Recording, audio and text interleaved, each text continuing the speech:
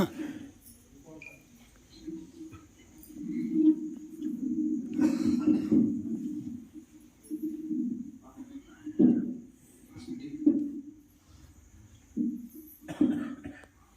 महागुरुओं को हमारा सादर प्रणाम। आदरणीय माता जी और श्यामा दीदी, डॉक्टर साहब और सभी महानुभावों को सादर प्रणाम। पता नहीं हम साधक भी नहीं बोल सकते खुद को, विद्यार्थी ही है।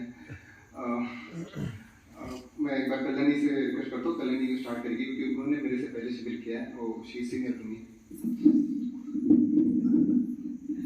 सभी महान गुरुओं को हमारा सादर प्रणाम और श्यामा दीदी, मालती दीदी और मालती माता जी और गोपाल शास्त्री जी सर और सबको मेरा सादर प्रणाम। और यहाँ पे जो भी सब बैठे हैं उनको भी मेरा सादर प्रणाम। मैंने एक्चुअली मेरी स्टार्टिंग हुई थी 2018 में। मेरी मम्मी ने शिविर किया था, तो मेरी पूरी फैमिली 11 लोगों की मेरी फैमिली है, वो सब शिविर फॉलो कर रही थी उस टाइम। तो उन्होंने मुझे बताया कि बहुत अच्छा लगता है, तुम भी करके देखो। तो मेरे को उस टाइम कोई प्रॉब्लम नहीं थी, मेरे को सिर्फ एक्सपेरिमेंट करना था। मेरे को लगा चलो देखते हैं क्या होता है आगे। एक्सपेरिमेंट करने के लिए मैं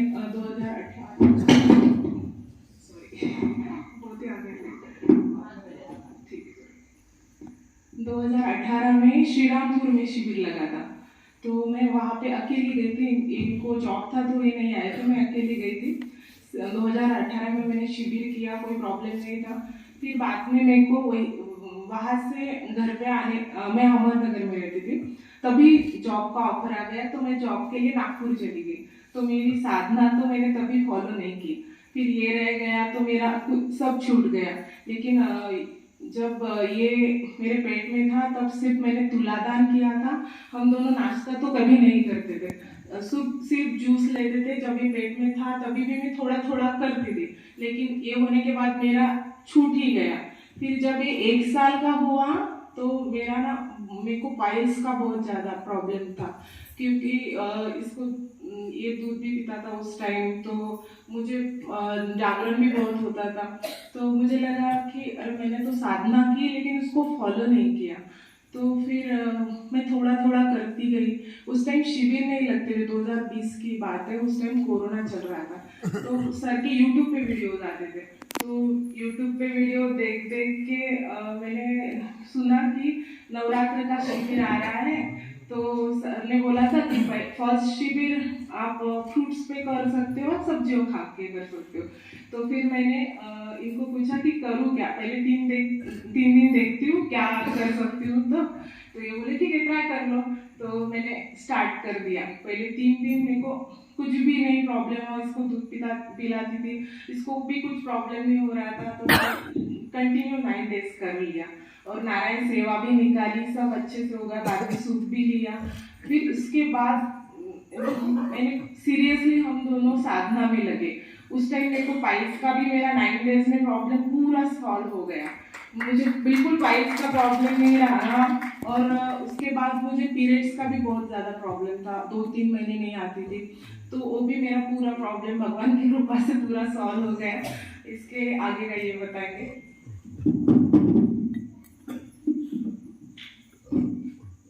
मैंने एक्चुअली स्टार्ट करने से पहले 3 लोगों का विशेष धन्यवाद देना चाहूँगा। सबसे पहले तो श्यामा दीदी, क्योंकि 4 साल के बेटे के साथ उन्होंने हमें अलाउ किया। तो दूसरा हमारी झांसी की रानी पूना की ज्योति ताई, जिन्होंने स्टार्ट टू एंड मुझे इस साधना में, यहाँ पे शिविर में आने तक का गाइड किया। क्योंकि मुझे काफ़ी सवाल थे कि मैं इसको लेके आ सकता हूँ, मैं कर पाऊँगा, फर्स्ट टाइम है मेरा, जॉब में छुट्टी मिलेगी नहीं मिलेगी, सब सारे। तो आखिरी दिन तक रिजर्वेशन करने तक का मैंने ज्योति ताई को ही कॉल किया था, उन्होंने मुझे हर बार सपोर्ट किया है। और तीसरा उज्ज्वला पाटिल, जो कल्याणी के साथ रूममेट है, उनकी भी एक पहले से पोती है, तो वो भी काफ़ी सपोर्ट करती है। तो इन 3 लोगों के विशेष धन्यवाद। अभी मैं एकदम शॉर्ट में बताता हूँ कि 2 साल पहले मैंने नासिक के शिविर से एक्चुअली मेरे शुरुआत हुई साधना की। उससे पहले कल्याणी ने जो बताया था वो तो मैं कर ही रहा था, बट देन वो मुझे समझ नहीं थी। नासिक के कैंप में एक्चुअली मुझे पता पड़ा कि तक सेवा सिमरन फर्स्ट टाइम उसके बेसिक कंसेप्ट समझ में आ गए। मैं इसको बोलूँगा तब दशांश अलग निकालता हूँ, तब दशांश, सेवा, सिमरन, तो ये 4 पार्ट मैंने सीखे नासिक के कैंप में। तो सबसे इजी जो है इनमें सब में मुझे लगा दशांश, क्योंकि इसमें कुछ करना ही था, बस वैसे देना है मतलब। और तो सबसे आसान मुझे वही लगा। तो मैंने जैसे ही कैंप खत्म हुआ मैंने सबसे पहले वही स्टार्ट कर दिया। थोड़ी पहले गलती ये हुई कि मैं नेट सैलरी से देता था, मतलब जैसे डॉक्टर साहब ने चर्चा भी की है इसके ऊपर, तो मैं पहले नेट सैलरी से देता था। फिर मुझे अंदर ही लगा कि यार ये चीटिंग हो रही है, मतलब इट्स नॉट गुड। तो मैंने 5-6 महीने के बाद सारा बैकलॉग कवर करके फिर अपने ग्रॉस सैलरी से देना शुरू कर दिया, और तब से लेके आज तक हमारा दशांश का तो बढ़िया चल रहा है। हमेशा मैं 10% से ज्यादा ही देता हूँ, मतलब जब भी कुछ भी होता है, जैसे मेरी प्रमोशन हुआ तो पहली तनख्वाह पूरी की पूरी मैंने दशांश में दी थी। तो ये मैं इसलिए बोल रहा हूँ क्योंकि बहुत लोगों को थोड़ा दशांश के प्रति शायद हेजिटेशन है, तो पता नहीं, मतलब ये मेरा एक्सपीरियंस है। और फाइनेंशियल लेवल पे मेरी ग्रोथ भी अच्छी हुई है कंपैरेटिवली, जब मैंने देखा है तो फाइनेंशियल स्टेबिलिटी भी सही है। तो बढ़िया है ये नहीं बोलूंगा, लेकिन सही है और अच्छा चल रहा है। तो शायद दशांश दे रहा हूँ, या फिर उस एरिया में तो बिल्कुल मुझे कोई इशू नहीं है, तो शायद उसकी वजह से होगा।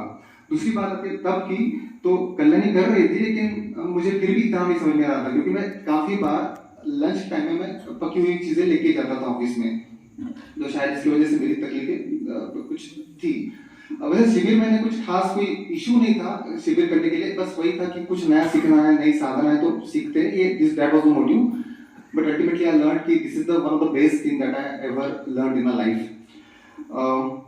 उसके बाद इसके बारे में बात करूंगा।